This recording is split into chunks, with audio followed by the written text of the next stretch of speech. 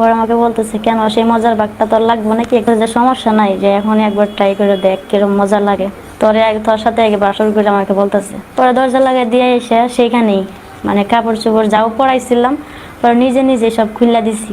এমন ভাবে আমার মানে আদর করে, অনেকক্ষণ ঘষাঘষি করার পর পরে রানিং করে রাস্তাটা রানিং করে পরে ইচ্ছা মতো মানে করে। আমাদের ফ্যামিলিতে আমার ভাই বোন আর কেউ নাই, আমি একাই। তবে আমি খুব আদরে বড় হয়েছি, প্রায় 12 বছর চলে যখন আমার সেই একটা ঘটনা আমার জীবনে ঘটে যায়, একটা রিস্ক হয়ে যায়, তখন আমার 12 বছর ছিল।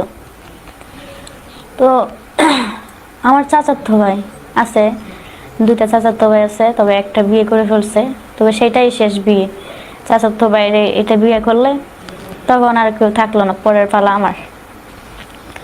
তো আমার চাচাতো ভাই বিয়ের আগে আমার সাথে অনেক ফ্রি ছিল, স্কুল লাইফ একসাথে কথাবার্তা বলতাম, বা স্কুল থেকে আমাকে নিয়ে আসতো, টিফিন দিয়ে আসতো, অনেক ফ্রি ছিলাম। তো যখনই শুনলাম যে চাচাতো ভাইকে নাকি বিয়ে করাবে, তখনই মনটা জানি কেমন করে উঠলো। জানি না সেটা ভালোবাসা কিনা, মনের টান কিনা, না রক্তের টান কিনা, সেটা আমি জানি না। যখনই শুনলাম যে আমার চাচাতো ভাই বিয়ে করবে বা বিয়ে করাবে, তখনই যে আমি জিজ্ঞেস করলাম, কি ভাইয়া তুমি তো বিয়ে করতেছো? বললো যে হ্যাঁ এখনো ঠিক না, মেয়ে দেখছে, মেয়ে পছন্দ করছে, আমারও পছন্দ হয়েছে। তো সেখানে আর কিছু বললাম না, আমি চলে আসলাম। চলে আসার পর এরপরের দিন সব কিছু শুনে যে বিয়ের তারিখ সব কিছু ফাইনাল, আর 5 দিন পর বিয়ে। তখন আমি বললাম যে মেয়েটারা যদি একটু দেখতে পারতাম, তখন বলল যে হ্যাঁ ছবি আছে তো দেখ। পরে একটা ছবি দেখাইলো, দেখানোর পর মেয়ের বডি ফিটনেস সব কিছুই মানে অনেক সুন্দর, চুল টুল লম্বা, মানে তার অনুযায়ী বউটা অনেক সুন্দর। তো বউ দেখে আমারও ভালো লাগছে, কিন্তু কি আর করার, কিছু করার নেই। এক পর্যায়ে তাকে আমার ভালো লাগতো, কিন্তু বলতে পারি নাই মুখ ফুইটা, যেহেতু আমার তেমন বয়সও হয় নাই। তো কি বলবো, আবার চাচাতো ভাই আমার, সেটা তো সম্ভব না। তো 5 দিন পর বিয়েটা সবকিছু বিয়ের আয়োজন সবকিছু ঠিকঠাক হয়ে গেছে। তো বরযাত্রীরা আসবে, গেট আটকাতে হবে, যেহেতু আমি এই বোন একটাই আছি। তো বলতেছে মেয়ের পার্টি আসবে, এখানে তো আর ছেলে যাবে না, বরযাত্রী কি আটকাবি তুই? পরে আমি বললাম যে না, বরযাত্রী আটকাবো না, মানে বউরে নিয়ে আসবো, যে সেটা বল, বউরে নিয়ে আসবি। পরে আমি বললাম যে তুমি যে বিয়ে করতে যাবে আমাকে নিয়ে যাবো না? যে অবশ্যই তোরে নিয়ে যাবো, বউ ঘরে তুলবি, তুইও তুলবি, সেসব সবসময় তুই থাকবি।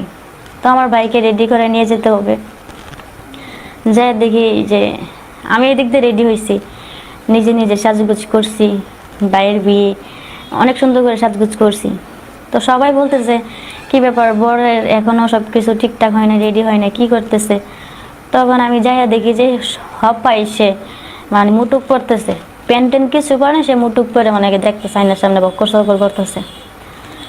পরে আমি যে বললাম যে নিজের বিয়ে, যার বিয়ে তার খবর নাই, পাড়াপড়শির ঘুম নাই, তুমি সবার ঘুম খাইলে নিয়ে নিজে বক্কর সকর করতেছ, ইয়া করো, তাড়াতাড়ি রেডি হও।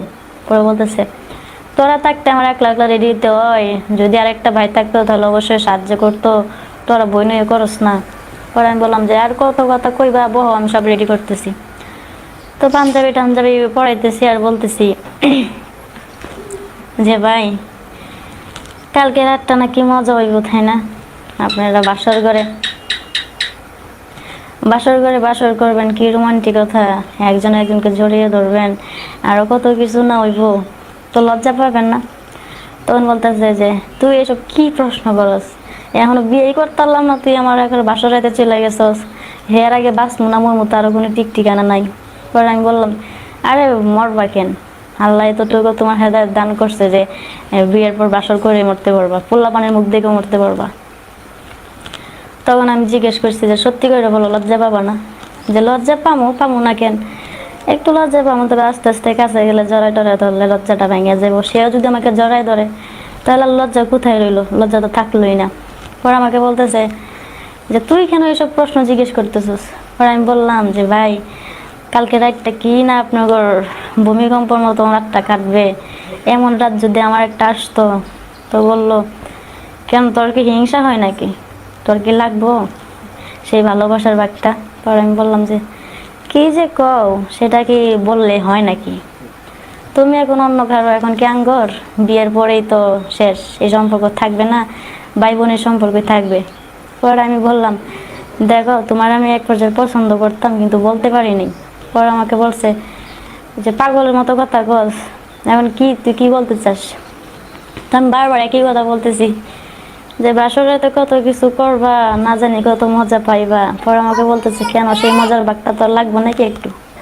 পরে আমি বললাম যে লাভ নাই বললে কি। তখন বলতেছে যে সমস্যা নাই, যে এখন একবার ট্রাই করে দেখ কিরম মজা লাগে, তোরে আগে তোর সাথে আগে বাসর করে আমাকে বলতেছে। পরে আমি বললাম যে আচ্ছা ঠিক আছে, তবে লোকজন চলে আসবে না বিয়ে বাড়ি, যে দরজা লাগাই দিয়ে যদি কেউ জিজ্ঞেস করে বলবে যে আমাকে রেডি করতেছিস, কেউ কিছু বলবে না। পরে দরজা লাগাই দিয়ে এসে সেইখানেই মানে কাপড় চোপড় যাও পরাইছিলাম, পরে নিজে নিজেই সব খুলে দিছি। মানে আমার চাচাতো ভাই এতটুকুই আমাকে সুখ শান্তি দেয়, আদর দেয়, মানে তার সে যে এখন বিয়ে করতে যাবে সেটা মানে নিতে পারতেছি না আমি। এমন ভাবে আদরটা করে, মানে বলতে পারবো না, বুঝাইতে পারতেছি না। এমন ভাবে আমার আদর মানে আদর করে, অনেকক্ষণ ঘষাঘষি করার পর পরে রানিং করে, রাস্তাটা রানিং করে পরে ইচ্ছা মতো মানে করে। পরে আমাকে বলছে এখন তোর সাথে যেটা করছি সেটাই বাসর রাত, বাসর রাতে ওইটা হয়। পরে আমি বললাম যে তাহলে আজকে সত্যি বিয়ে করতে যাইতেছো? পরে বললো যে হ্যাঁ। তো আমি এই একবার থাকার পরেই মানে অনেক মানে তার প্রতি ডুবে গেছি, ভালোবাসায় ডুবে গেছি। এখন সে যে বিয়ে করতে যাবে সেটা মানে নিতে পারতেছি না।